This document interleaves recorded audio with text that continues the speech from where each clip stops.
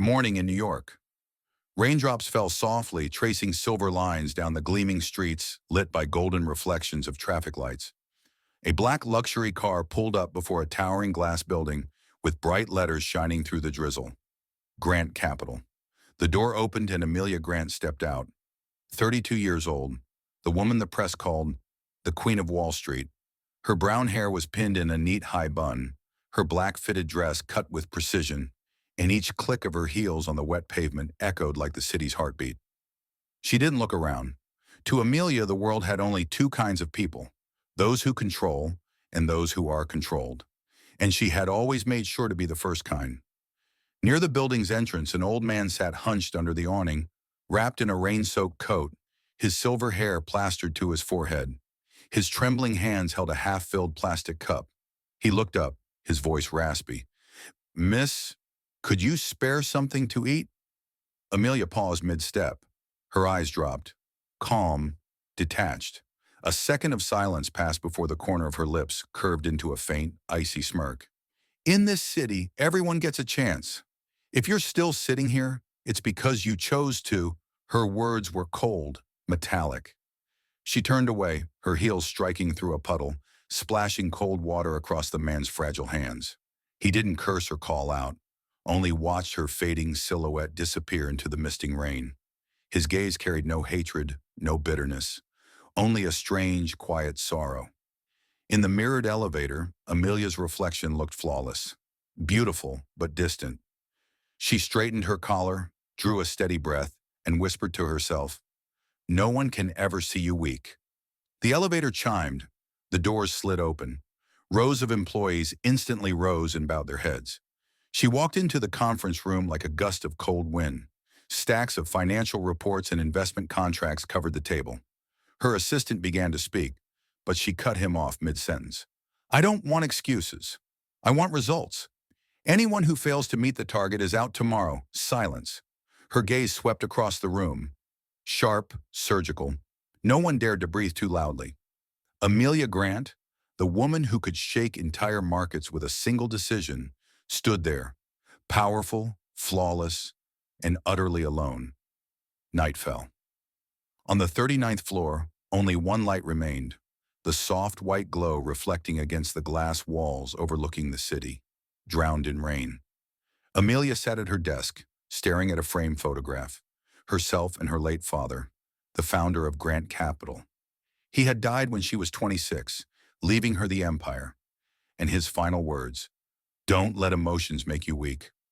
She whispered, barely audible, as if confessing to the empty room. "I did it, Father. But why does it still feel so empty?"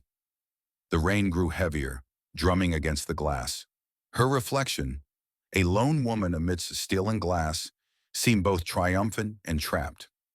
Down on the street, the old beggar still sat curled beneath the awning, clutching his coat as wind and cold seeped in.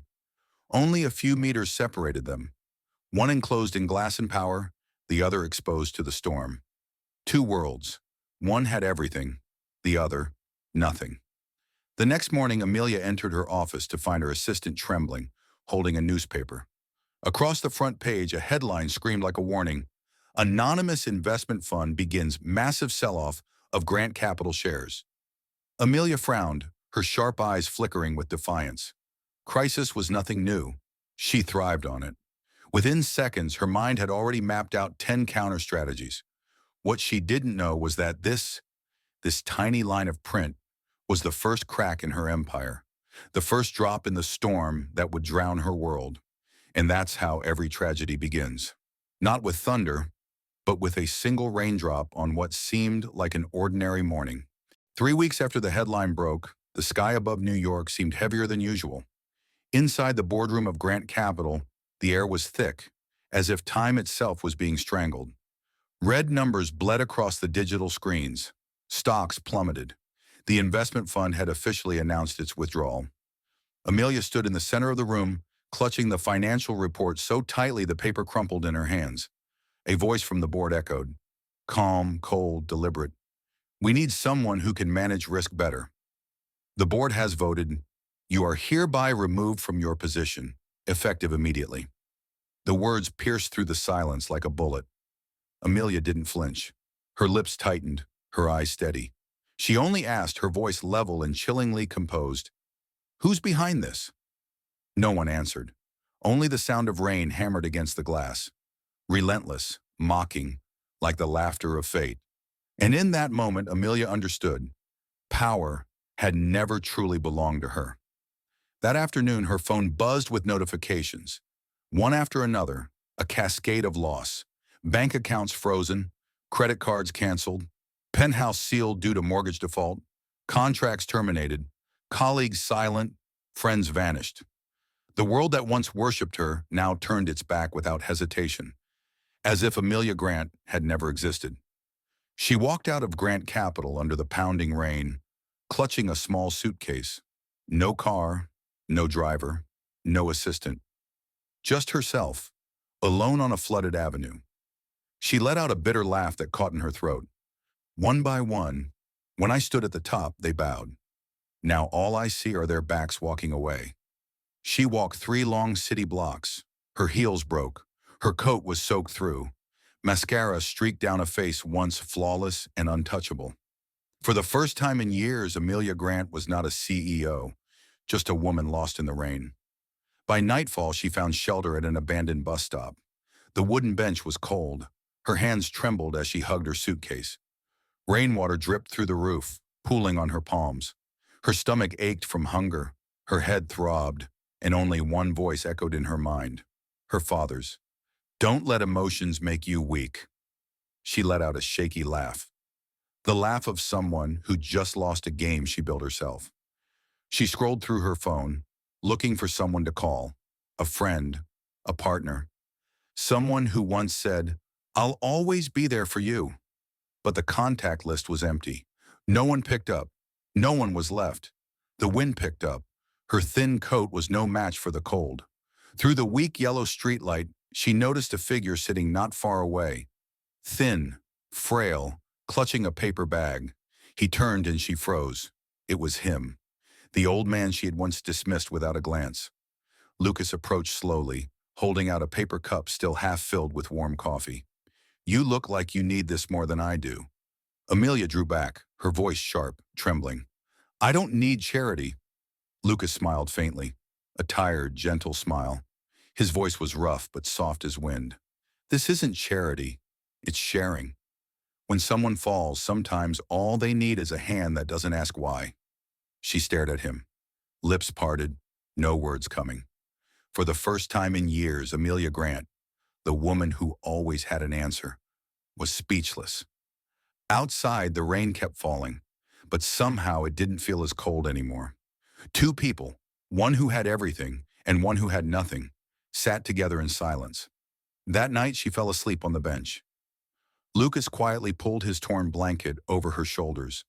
He looked at her face, no longer proud, just exhausted and bare.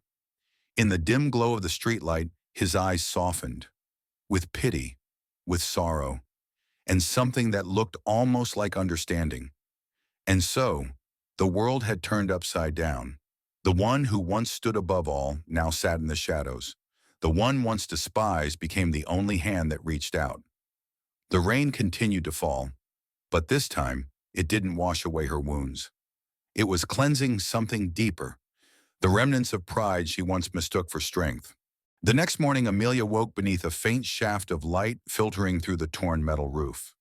Her neck ached, her shoulders were freezing, but what truly stopped her breath was the old, tattered blanket gently laid over her while she slept. Beside her, the old man sat quietly, holding a paper cup of coffee, his gaze fixed on the street beyond. There was no pity in his eyes, no reproach, only something calm, forgiving, as if he had already made peace with the entire world. Amelia sat up slowly, her voice small, uncertain. "Why would you do this? I'm not worth helping anymore." Lucas turned toward her, smiling faintly, his voice raspy but warm. "No one helps because of what they'll get, my dear. When I still had everything, I thought the same way you do. But one day I learned, sometimes a loaf of bread or a blanket can be worth more than $1 million. The words were simple, but they cut deep. Amelia looked down at her hands. hands that once signed billion-dollar contracts now trembling from hunger. That day, Lucas led her to a rundown boarding house where several homeless people lived. The smell of damp wood and old fabric filled the air. Children played with empty cans, their laughter thin but genuine. Amelia froze at the doorway. For the first time in her life, Amelia Grant, the former Queen of Wall Street, stood among those she had once dismissed as the forgotten ones. An elderly woman with silver hair handed her a bowl of soup and said softly, "Eat, child. You'll feel better." Amelia lowered her head in gratitude, a small gesture, yet harder than any negotiation she had ever made. Each spoonful burned with memory, a reminder of how proud she had once been to forget the word thank you. That night, as they sat beside a small fire behind the shelter, she asked, "What did you do before all this? Before you were homeless?" Lucas chuckled, eyes drifting into the distance. "Finance. I owned a company, had employees, cars, a house in the Hamptons. Until one day I lost everything. Not because of money, but because I forgot who I was." Amelia blinked. "Like me?" He smiled sadly. "No, worse. I used to believe money proved my worth. Then I realized money only makes your loneliness louder." A cold breeze swept through the alley, carrying the echo of a passing siren. Amelia said nothing, but deep within her, something cracked, a quiet fracture in the wall of pride she had built her whole life. In the days that followed, Lucas taught her what no business school ever had: how to split a loaf of bread when there wasn't enough, how to keep warm through faith when there was nothing left to hold, how to look at people, not through status, but through compassion. Every morning they helped distribute food to others on the street. At first, Amelia moved silently, awkwardly. Then slowly, something shifted. She began to feel a strange, peaceful warmth, a kind of quiet fulfillment she had never found in any boardroom. One evening, sitting by the river, watching city lights shimmer on the water, she said softly, "When I had power, I thought I was living. But I was only trying to prove to the world that I wasn't weak. Now that I have nothing, I've never seen myself more clearly." Lucas looked at her, his eyes kind and steady. "Then you're finally alive. Loss isn't meant to destroy us. It's life's way of reminding us that we're human." That simple line, quiet, unpolished, sank deeper than any lesson she had ever paid for in her Ivy League education. One morning, while helping Lucas organize a pile of old newspapers, Amelia noticed a faded black and white photo half hidden beneath a cloth. She froze. The man in the picture was him. The headline read, "Lucas Adams, founder of Aurelius Financial, disappears after donating entire fortune to charity." Her heart stopped. She looked at him, trembling. You were a billionaire? Then why?" He cut her off gently, smiling with the same quiet calm. "I was. Once. But I learned there are debts that money can't pay. Debts of the heart. I chose to spend what was left of my life repaying them." Amelia stared at him, and for the first time, she saw not a beggar, not a fallen man, but someone who had transcended the very things she once worshipped. There was no trace of wealth or poverty in his face, only peace. That night, Amelia couldn't sleep. She watched the fire burn down to embers, listened to the rain whisper outside. Her father's voice echoed, "Don't let emotions make you weak." And Lucas's voice followed, "When you fall, you finally see who reaches out." Two voices, two worlds, two beliefs, one built on power, the other on kindness. And she realized, or they weren't opposites. Between them lay a bridge, one made not of steel or ambition, but of simple humanity. Sometimes people don't lose everything because they deserve punishment. They lose so they can remember how to be human again. Winter came faster than Amelia expected. The first winds of the season cut through the city like knives, rattling the rusted rooftops of the shanty row where she now lived. In those days, Lucas grew visibly weaker. His coughs deepened. His frail hands trembled, barely able to hold his bowl of soup. One evening, Amelia came running back from a cafe where she had found a part-time job. Her heart stopped when she saw him, leaning against the stained wall, pale but still wearing that familiar gentle smile. "Lucas, what's wrong? Are you in pain? I'll call an ambulance." He shook his head weakly, voice fading like the wind. "No, no. It's all right, my dear. I'm just a bit tired. Everyone in the end needs a little rest." Amelia gripped his hand, tears spilling before she even knew why. "Don't talk like that. You have to live, Lucas. I still haven't repaid you." He smiled softly, his gaze steady, kind, and full of peace. "Repaid? You don't owe me anything. But if you truly want to, then live better than you did before." That night, Lucas passed away in his sleep, quietly, peacefully, with a faint smile still resting on his lips. They said he looked as though he'd simply drifted off, dreaming of something good. Amelia stayed by his side until dawn, clutching a small, folded letter he had left for her. Its paper yellowed, the handwriting shaky but clear. She opened it, and as she read, each line felt like a heartbeat inside her chest. "Amelia, I know you'll read this one day. You once said, 'In this city, everyone has a chance, if they try hard enough.' I used to believe the same, until I lost everything and learned that some people don't need a chance. They just need to be seen as human. You have talent, strength, and fire, but you've forgotten kindness. And without kindness, even a throne is nothing but an empty seat. I leave you something. Not money, but trust. The Hope Fund, which I founded years ago, now belongs to you. Use it to help those you once overlooked. Remember this. When you kneel, it's not a sign of defeat. It's the moment you truly grow."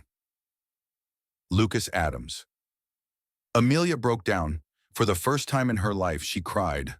Not out of anger or loss, but from something deeper. All the masks she had worn, the CEO's poise, the Queen's pride, the armor of control, fell away, leaving only a heart finally awake.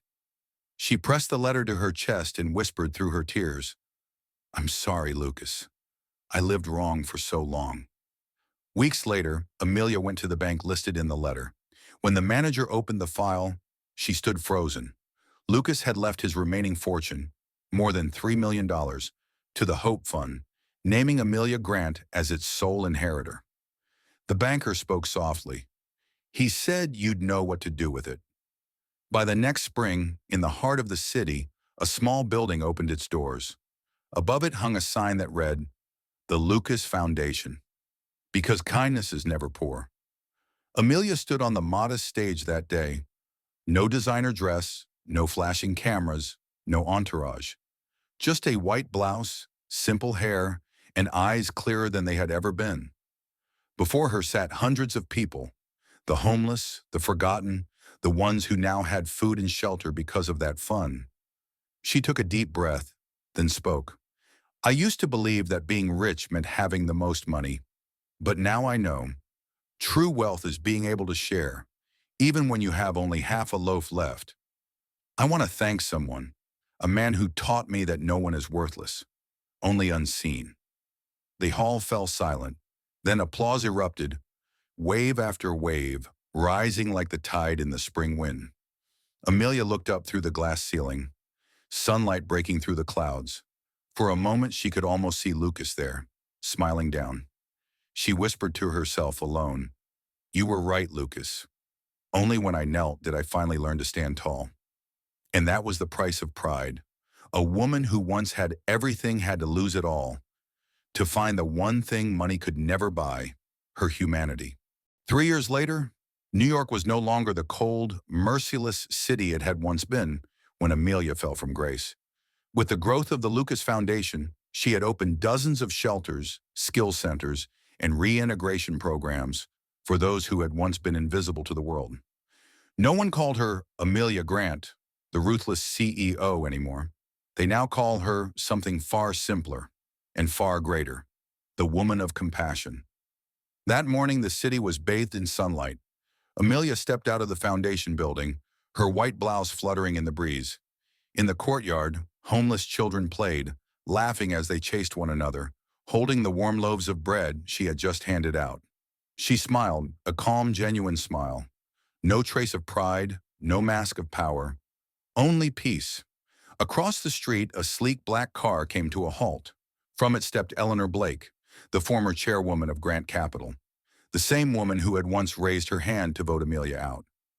Eleanor approached, her tone measured, her stride slow. "I heard you've been devoting yourself to charity. I never imagined you could change this much." Amelia looked at her expression gentle and steady. "Neither did I. But sometimes you have to lose everything to realize what you truly lost." Eleanor glanced around, at the people eating in the garden, at the children playing barefoot, at faces she once would have ignored. Her voice softened, almost like a confession. "At last week's board meeting, someone mentioned your name. They said if Grant Capital ever had a real leader, it was you." Amelia smiled, warm but distant. "I don't need to go back there. I've already found my own kind of company. Right here, where profit is measured in smiles and dividends are paid in gratitude." Eleanor fell silent. For the first time, perhaps, she felt small, standing before the very woman she had once dismissed as fallen. That afternoon, Amelia visited the old park, the place where she had met Lucas for the first time. The bench was still there, weathered and mossy, but now a small bronze plaque gleamed softly on its backrest, in loving memory of Lucas Adams, a man who taught kindness to the world.